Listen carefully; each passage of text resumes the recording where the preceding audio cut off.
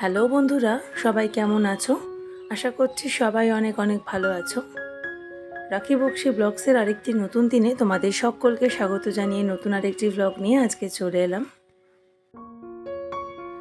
আজকের দিনটা ছিল বুধবার, আর এখন সকালবেলায় আমি প্রথমে ভাত বসিয়ে দিয়েছি, আর এদিকে লাঞ্চের জন্য উচ্ছে আলু ভাজা বসিয়েছি, আর এইটা বড় ছেলের ব্রেকফাস্টের জন্য স্যুপ হচ্ছে।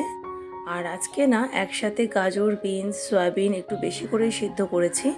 আর আজকে সবজি দিয়ে সয়াবিনের তরকারি রান্না করব লাঞ্চে, আর এই উচ্ছে আলু ভাজা এইটাই হবে আজকে দুপুরের লাঞ্চ। একদম সাদা সাপটা রান্না। আজকে আর বেশি রান্নার ঝামেলা করার মতন সময় নেই। আজকে ছেলেকে একটু স্কুল থেকে আনতে যাওয়ার ব্যাপার রয়েছে যেহেতু, তো আমাকে আবার বেরোতেও হবে রেডি হয়ে, তো ওই জন্য এক পদ ঝটপট করে রান্না করে নিলাম। তো সবজি দিয়ে সয়াবিনটা রান্না করছি, তাহলে সবজির পুষ্টিগুণটাও পাওয়া হয়ে যাবে বাচ্চাদের। আর এখন তো আমাদের প্রায় প্রত্যেক দিনই সয়াবিন রান্না হচ্ছে।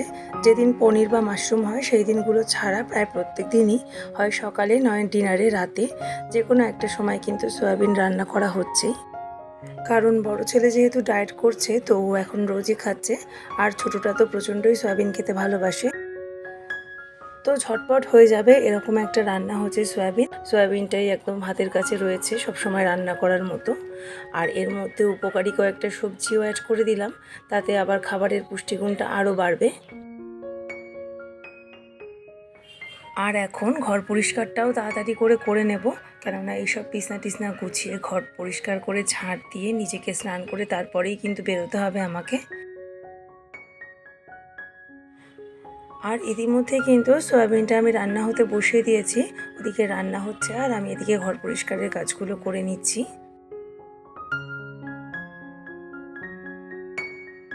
তোমরা যারা এই মুহূর্তে আমার ব্লগটা দেখছো, যদি আমার ব্লগে তোমাদের কিছু ভালো লেগে থাকে তো প্লিজ একটি লাইক কমেন্টের মাধ্যমে জানিও। আর তোমরা চাইলে আমার চ্যানেলটাকে সাবস্ক্রাইব করে আমার পাশেও থাকতে পারো। আর যারা যারা ইতিমধ্যেই চ্যানেলটাকে সাবস্ক্রাইব করেছো, আমার পাশে রয়েছো, তাদের সকলকে জানাই মন থেকে অসংখ্য ধন্যবাদ এবং ভালোবাসা। বাসি বিছানা গুছানো হয়ে গেছে, আর কয়েকটা চাদর টাদর ছিল, এগুলো ভাঁজ করে জায়গা মতন রেখে দেবো এবার। এই যে ওয়ার্ড্রোবে যেখানে যেটা থাকে সেখানে ছোট ছেলের জিনিসগুলো সব জায়গা মতন রেখে দিচ্ছি। আর এরপরে আমি ঘরগুলো একবার করে ঝাঁট দিয়ে নেব। সকালবেলা ঘরটা তো একবার ঝাঁট দিতে লাগেই, তাই না? তো এই দেখো তরকারিটা আমি বসিয়ে দিয়েছি কিন্তু। তো এদিকে তরকারিটা কষানো হচ্ছে, আর ওদিকে ভাতটা তো সকালেই করে নিয়েছি, দেখালাম। তো রান্নাটা রান্নার মতন হচ্ছে, আর আমি এদিকে ঘরে চলে এসে বাকি কাজগুলো এখন সেরে নিচ্ছি। বালিশগুলোকে একটু ভালো করে রোদে দেব। রোদ তো মোটামুটি উঠছে, কিন্তু মাঝে মাঝে আবার মেঘও করছে। তো এখন একটু বালিশগুলো রোদে দিয়ে দিচ্ছি। এই বর্ষাকালে যদি একটু বালিশ টালিশ রোদে না দেওয়া যায়, তাহলে যেন কীরকম একটা স্যাঁত স্যাঁত করে, একদমই ভালো লাগে না তখন বালিশগুলোতে শুতে। আর এখন রোজের যে কাজ, ঠাকুরের তাক টাক ঝেড়ে পরিষ্কার করে নিচ্ছি। শোকেস, ওয়ার্ড্রোব, ঘরে যা যা ফার্নিচার রয়েছে সমস্ত কিছু হালকা করে একবার ঝাড়ুন বুলিয়ে পরিষ্কার করে নেব। তো অনেকে দেখি যে ধরে ধরে প্রত্যেক দিন বিভিন্ন ফার্নিচারগুলো মোছামুছি করেন, কিন্তু সত্যি কথা বলতে আমি না এতটা সময় পাই না, জানো তো।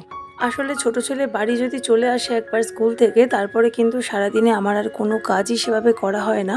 এই সকালে 3-4 ঘন্টা যে স্কুলে থাকে তার মধ্যেই আমার সকালের দিকের বাসি ঘর পরিষ্কার করা, রান্না করা, তারপরে সমস্ত ঘরের টুকটাক ফার্নিচার যা একটু ক্লিনিং করা, এইটুকুনি সময়ের মধ্যেই কিন্তু আমাকে করে ফেলতে হয় প্রায় প্রত্যেক দিনই। কেননা ও বাড়িতে চলে আসার পরে আমি কোনো কাজই ঠিক মতন করতে পারি না। ও খুবই বিরক্ত করবে, আর যদিও বা করতে যাই, তো সেখানে আমি যে তোমাদের ক্যামেরা অন করে যে ভিডিও শ্যুট করব সেই সুযোগটা কিন্তু একেবারেই হয়ে ওঠে না। তো এখন বাড়িতে যখন নেই, তো ফাঁকা অবস্থায় এখন বেশ অনেকটাই সময় পাচ্ছি, তাই টুকটুক করে নিজের সমস্ত কাজগুলো করে নিচ্ছি। আসলে আমার তো একদমই একার সংসার। আমাদের মতন কিন্তু অনেক হাউসওয়াইফ আছে যাদের সম্পূর্ণ একা হাতেই সম্পূর্ণটা সামলাতে হয়।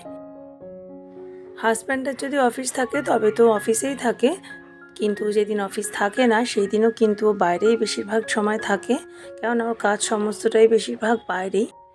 তো একার হাতেই যখন সামলাতে হয় আর একটা নির্দিষ্ট টাইমের মধ্যে নির্দিষ্ট রুটিন মেনটেন করে যখন সবটা করতে হয়, তো ওই জন্য যে ধরে ধরে প্রত্যেক দিন ফার্নিচারগুলোকে টপ টু বটম মুছবো, সেটা কিন্তু আর একদমই সম্ভব হয় না।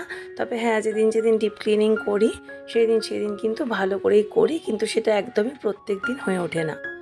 তো প্রত্যেক দিনের যেটা কাজ, প্রত্যেক দিনের মতন করেই হালকার উপর দিয়ে সমস্তটা একবার ঝাড়ুন বুলিয়ে এইভাবে পরিষ্কার করে নিই। আর কথা বলতে বলতে এখন কিন্তু সব ফার্নিচারগুলো ঝাড়ুন দিয়ে পরিষ্কার করে মুছে নিয়েছি। আর এবার ঘর ঝাড় দেওয়ার পালা। ঘরটা ঝাড় দিয়েই টুক করে স্নানটা করে নেব, তারপরে রেডি হয়ে বেরিয়ে যাব ওকে আনতে। এবার দেখো বন্ধুরা, আমাদের তো প্রত্যেক মানুষের কাজের শিডিউল আলাদা, লাইফস্টাইল আলাদা। তো এর জন্য সকলের সুযোগ সুবিধাও কিন্তু একরকম নয়, সকলের ফ্যামিলিও কিন্তু একরকম নয়। আর প্রত্যেক মানুষের কিন্তু তার সুযোগ সুবিধা অনুযায়ী তাকে কিন্তু সমস্তটা গুছিয়ে সেই অনুযায়ী করতে হয়। তো এর জন্য আমি ঠিক এই যেটা বাড়িতে করি ঠিক সেগুলোই তোমাদের সাথে শেয়ার করছি। কেননা দেখো, আমার লাইফস্টাইলে আমি তোমাদের সামনে তুলে ধরতে চাই। তো তোমাদেরকে দেখানোর জন্য যে কিছু এক্সট্রা সাজিয়ে গুছিয়ে করব, সেই সময়টা কিন্তু পাই না। আর আমার মনে হয় ফেক লাইফস্টাইল দেখানোর চেয়ে আমি সেটাই তোমাদেরকে দেখানোটাই আমার বেশি ভালো মনে হয়। কেননা আমি যেরকম, তোমরা নিশ্চয়ই আমাকে সেভাবেই ভালো মনে অ্যাকসেপ্ট করবে, আমি এইটুকুনি অন্তত আশা রাখি।